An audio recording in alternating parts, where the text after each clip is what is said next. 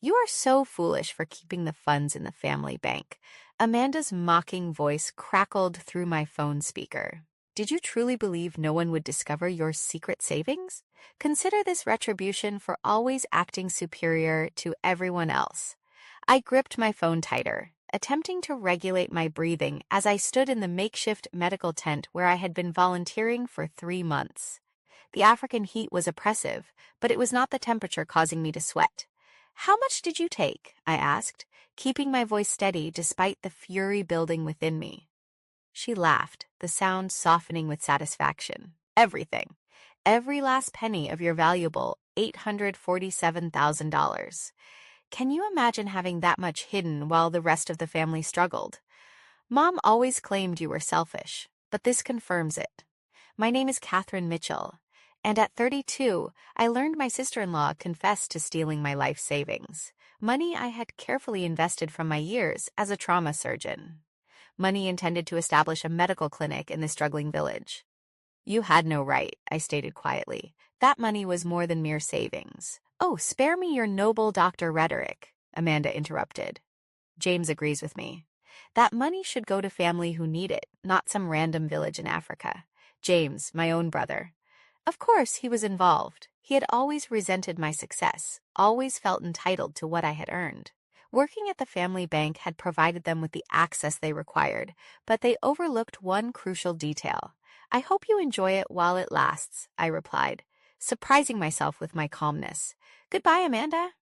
I ended the call and immediately dialed another number, one I had memorized years ago when I first suspected my family might attempt something similar. "Mr. Patterson, this is Catherine Mitchell. I need you to initiate Protocol 17. "Are you certain, Dr. Mitchell?" my investment manager inquired, though I could hear him already typing. "Once we begin, there is no turning back." I am certain they took the bait. Everything. The account Amanda discovered, the one she so proudly emptied, was precisely what I wanted her to find. It was a decoy meticulously crafted over years of my family's persistent attempts to access my money. The true funds, the actual earnings from my surgical practice and investments, were securely spread across numerous international accounts. The money Amanda stole was the trap I arranged after discovering James had searched my records at the family bank. I sat down on my couch, pulling out my laptop to check my messages.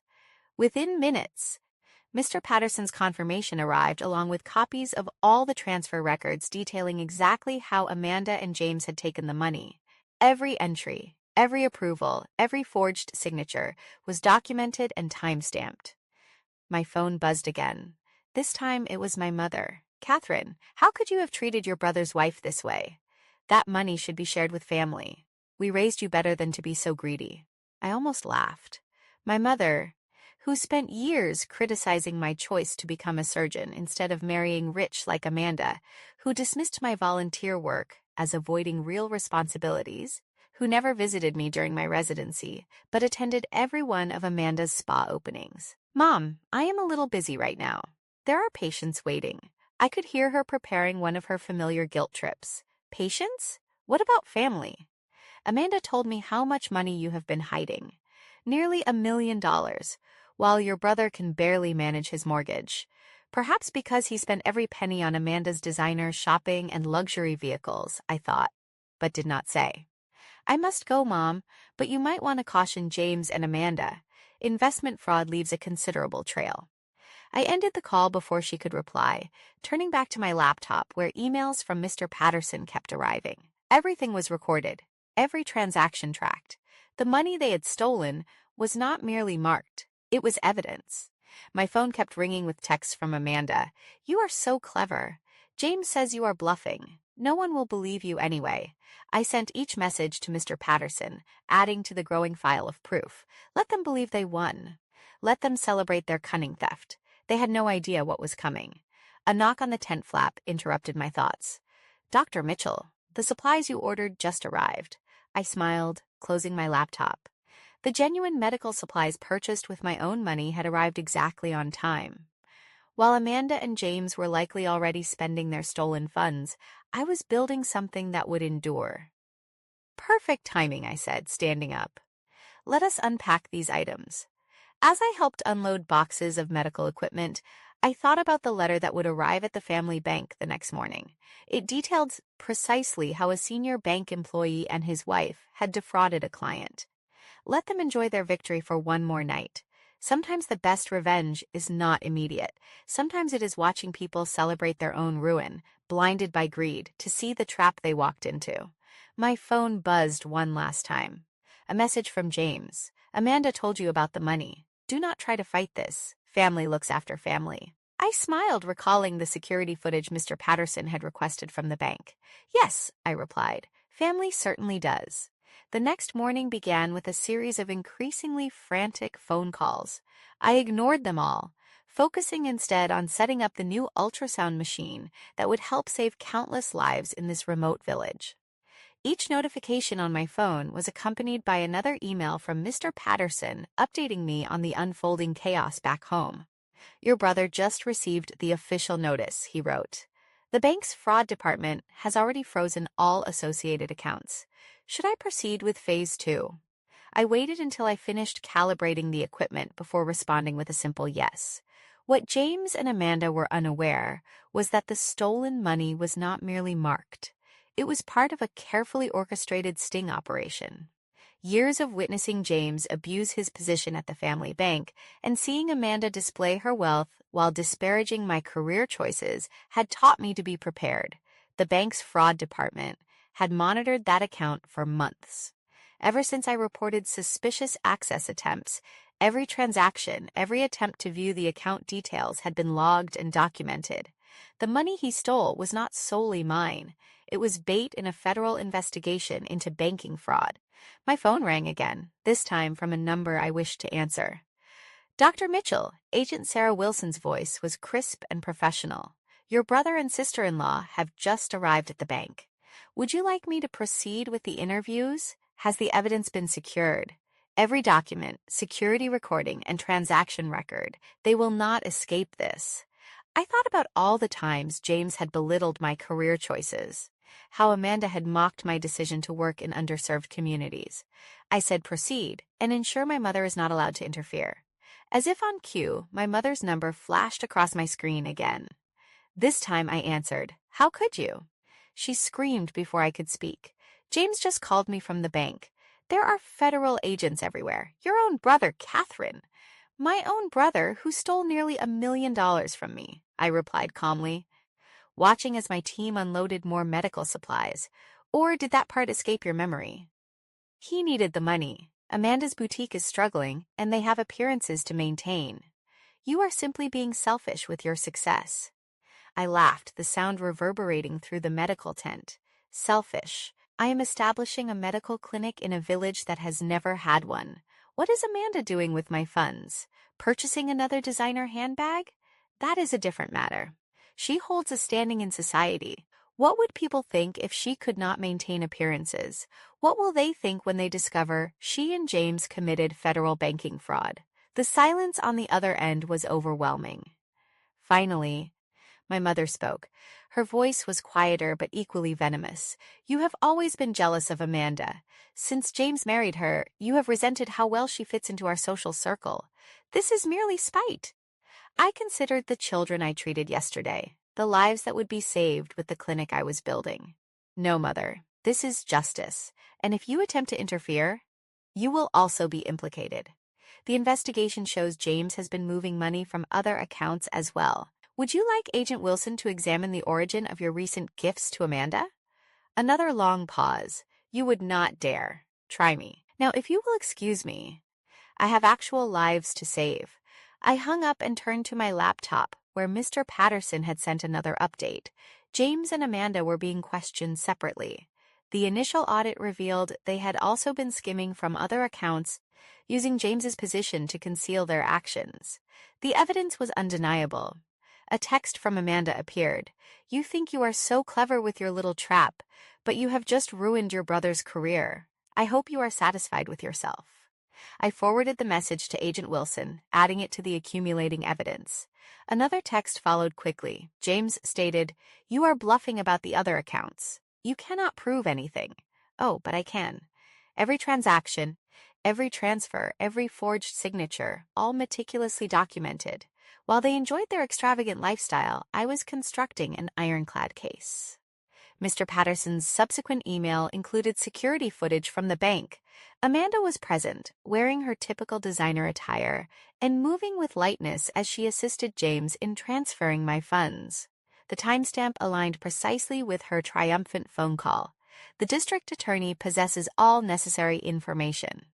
Agent Wilson messaged, "Your brother is already attempting to negotiate a deal. He claims Amanda forced him into it."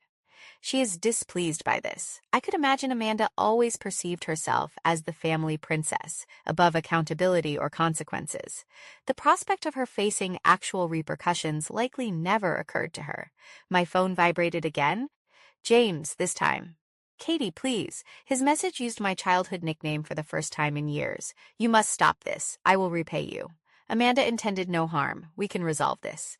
"Too late, little brother. The time for resolution was before you chose to steal from me." Dr. Mitchell, one of my nurses, called out. "The first prenatal clinic patients have arrived. Should we begin with a new ultrasound?" I smiled, tucking my thumb away. This was genuine work, true purpose, not the superficial materialism Amanda and James had embraced. "Yes," I responded. "Let us show them their babies." As I helped a young mother onto the examination table, my phone lit up with a final message from Mr. Patterson. "Phase 2 is complete. Your brother is suspended pending investigation. His assets are frozen. Amanda's boutique accounts have been seized as potential proceeds of fraud. Would you like me to begin Phase 3? I looked at the woman's face, shining with joy as she saw her baby on the ultrasound screen for the first time. This was the true use of my money, bringing hope and healing, not financing Amanda's shopping habit. "Proceed," I typed back one-handed, my other hand pointing to the baby's heartbeat for the astonished mother. "Send everything to the district attorney." Sometimes the best retaliation is not solely about justice. It is about demonstrating the distinction between genuine value and manufactured worth. Amanda and James must face the repercussions of their choices. I had more significant matters to concentrate on. The ultrasound machine emitted a soft beep, registering another strong heartbeat, another life that had a greater opportunity because I chose to invest in something meaningful rather than superficial symbols. My phone vibrated one final time. A message from Agent Wilson arrived. "They are being processed now. Your mother is attempting to post bail. Should we examine those accounts as well?" I smiled, turning back to my patient. "Yes," I responded. "Let us address the entire family's bank." 3 months later, I stood in the doorway of my newly established medical clinic, observing mothers with children fill the waiting room. The equipment acquired with my actual funds had already helped diagnose numerous ailments, saved multiple lives, and brought hope to a community that had lacked proper medical attention for generations. My phone buzzed with a news alert. A local bank executive and his wife pleaded guilty to a major fraud case. I opened the article to find James and Amanda's mugshots staring back at me. They resembled nothing of the arrogant, self-important individuals who had boasted about stealing my money. Amanda's designer clothing had been exchanged for a simple blouse. Her carefully arranged hair was now loose and unstyled. James's confident smirk was gone, replaced by a look of defeated resignation. "Dr. Mitchell," Mr. Patterson's voice came through my earpiece. The sentencing hearing had just concluded. "Would you like the specifics?" I nodded, though he could not see me. "Proceed." "Your brother received 5 years reduced from 10 for cooperation. Amanda received 3 years plus restitution. They are required to repay everything they stole along with penalties. Your mother's accounts remain under investigation, and the family bank is under new management. The audit uncovered decades of mismanagement and biased treatment. Your father's former board of directors has been entirely replaced." I thought of my father, who built that bank from nothing and always taught me about integrity and hard work before he died. He would have been deeply saddened to see what James had done with his legacy. "The new board wants to rectify the situation," Mr. Patterson continued. "They are offering to finance your clinic's operations for the next 5 years. The funds will be properly documented. Would you like me to send over the proposal?"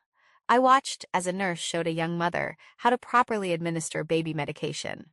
"Yes," I replied. Let us give them a chance to restore my father's reputation. My phone buzzed again. A message from my mother. Are you happy now? You have ruined this family. Your brother is in jail. Amanda's reputation is destroyed, and I am under investigation. I hoped your valuable clinic was worth it. I considered responding, about pointing out that they destroyed themselves through their own greed and entitlement. Instead, I simply forwarded the message to Agent Wilson and returned my attention to my patients. Later that evening, while finishing paperwork, my secretary brought in a letter.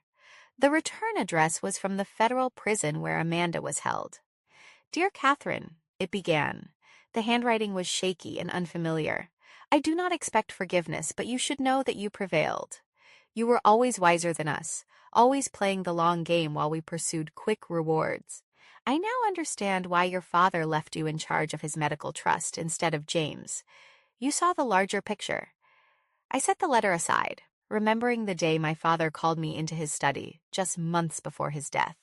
He had shown me the truth about the family finances, about James's early attempts to misuse his position at the bank. He warned me to watch out for your brother, and especially to watch out for the woman he planned to marry. They will try to take everything if you allow it. He helped me establish my separate accounts that day, instructing me on creating paper trails and safeguarding assets. The decoy account that ensnared James and Amanda was his scheme, a lesson in patience and foresight. A sound at my office door broke my concentration. One of my patients, an elderly woman who had walked 3 miles to the clinic, stood there with tears in her eyes.